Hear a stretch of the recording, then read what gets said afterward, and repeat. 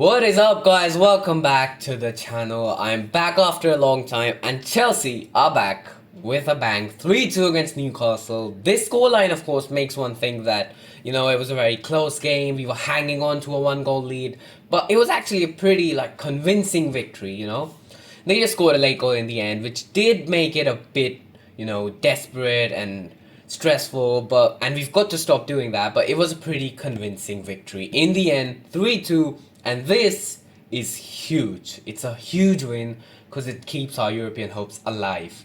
We could still fight for 7th, 8th, because we are just, 4 points behind West Ham in 7th with a game in hand. So if we win, we're just 1 point behind 7th place. So it's still all to play for the European places.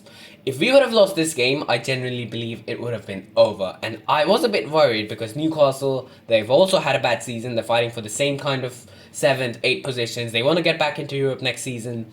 So I thought it's going to be a really competitive game. But we managed to do really well, if I'm being honest. 3 goals, and we've got to talk about the goals, and especially Mudryk, because Mudryk today reminded us of this man right here, reincarnate.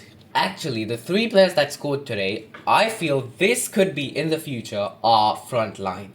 Mudryk on the left, Jackson up top, and PALMER on the right. Of course, Cole Palmer is another one we've got to talk about, so lots to discuss today. Great game. So before we start, just a gentle reminder, if you're new around here, please do leave a like and subscribe to our channel. We're trying to get to 2,000 subscribers soon enough. So moving on, let's start from the beginning. Let's start with the lineups. Cucurella comes back at left back after a long time of being injured. I think he hasn't played since December or November. So not the best game back. The second goal, he got absolutely destroyed, and then Jacob Murphy smashes it into the top corner. So yeah, lots of work to be done for Cucurella, but good to be back. Trevor Chalobah is looking to get a consistent run of games. He's looking back to normal. He's looking fine. Disasi, not the most perfect game, but he's rock solid as always. And Gusto at right back, once again, one of the star performers. Enzo Caicedo in the middle, Gallagher in front of them, Palmer, Sterling, and Jackson up top. Sterling did not have a good game, let's be honest. He did not have a good game. Sterling is one more person you've got to discuss about later. But let's start with the first goal. Straight away, within 6 minutes, we've scored, and it's all thanks to Mr. Cole Palmer. It didn't look like a shot. It was a pass inside the box, but then it was going to go, and then Jackson very cleverly flicks it in. It might have been going outside, it might have been going inside, but then Jackson's flick definitely gets it inside the goal. It's 1-0, Jackson scores, and Jackson now has 12 goals this season. And they called him a flop. He's been missing chances, but he's scored 12 goals this season. I mean, come on, that's surely good enough. If he just needs 3 to equal Lukaku's record, and not like Lukaku wasn't a flop, but it's still Lukaku. Come on. Honestly, if he can touch 20 goals somehow, 8 goals in the minimum 12 games, and more games if he get through to the FA Cup semis, if he can get to 20, even 18 goals, that's going to be such a good first season. And the next season, Jackson's going to be ready. Jackson's going to be on fire next season, I'm telling you right now. But then we kind of let them dominate. They create more chances, and then of course they eventually get the goal. Nothing Petrovic can do about it. Isak slots it into the bottom right corner, uses Disasi. Petrovic can't see it coming until it's too late. 1-1. And honestly, I'm thankful for Poch that he's played Petrovic and hasn't brought Sanchez back into the team, even though Sanchez is out of injury.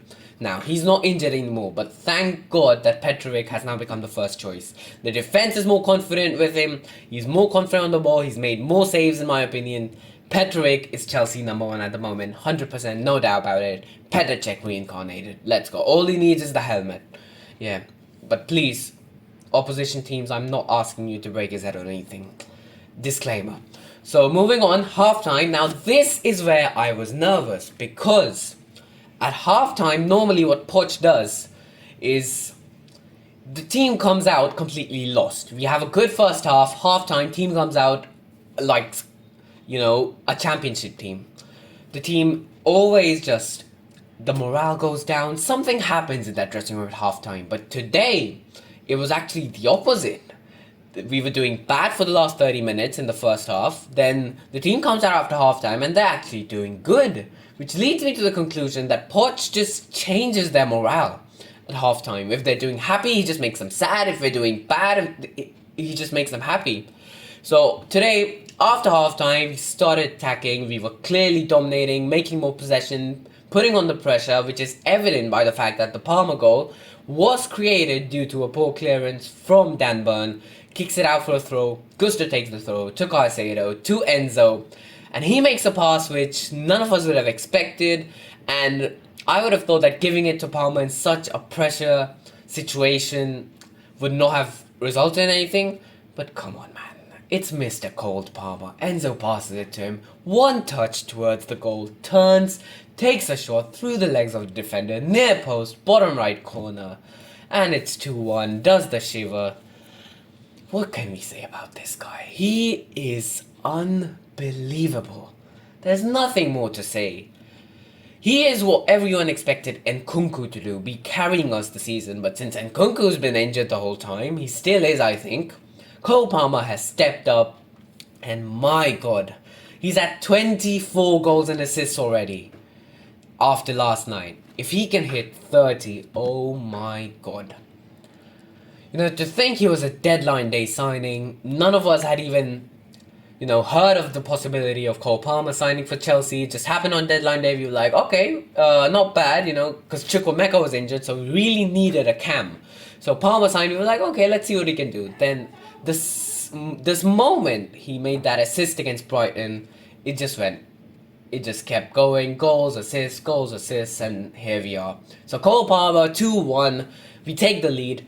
And then Sterling has a one-on-one, first of all, completely fluffs his lines. Sterling, I have no idea what's up with him. Last season, he was one of the people who was scoring the goals, carrying the team. This season, he scored 6 goals in the Prem.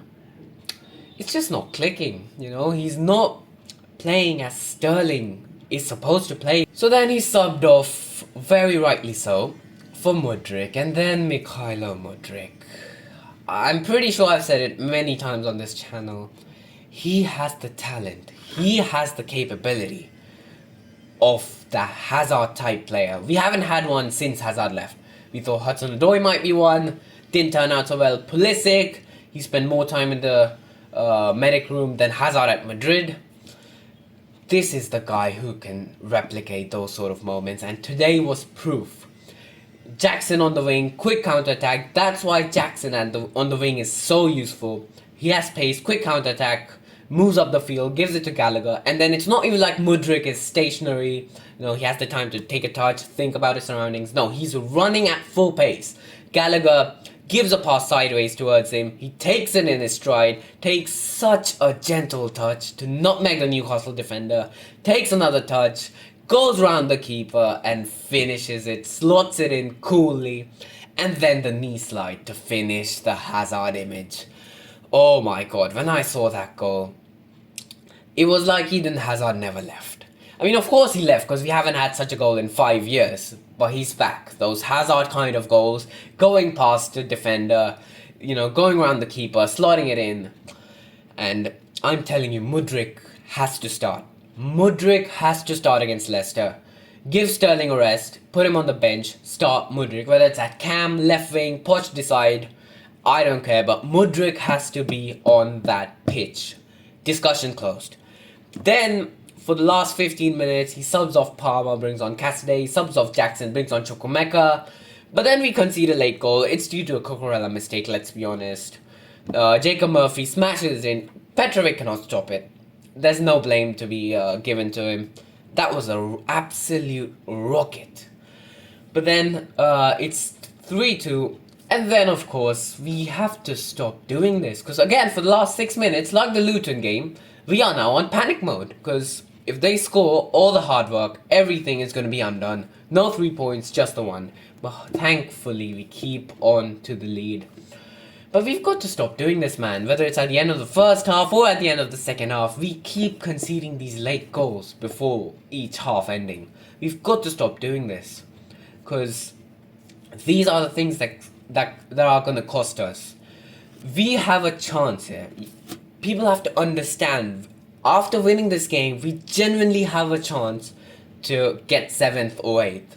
If you look at West Ham, Brighton, Newcastle's next two fixtures, Aston Villa are facing two of these clubs. One of them has Liverpool in the next game. They are going to drop points, and our next game is against Burnley, and we have a game in hand. We're going to get another game in hand next week. We don't play because of the FA Cup quarter-final. We have a chance. They've given us enough chances already to overtake them, but because of our inconsistency, we've not been able to take those chances. But this is it, man. This is the last chance. The Premier League is normally ruthless. We've been giving many chances. This is the last chance. They're gonna drop points in the next month or so.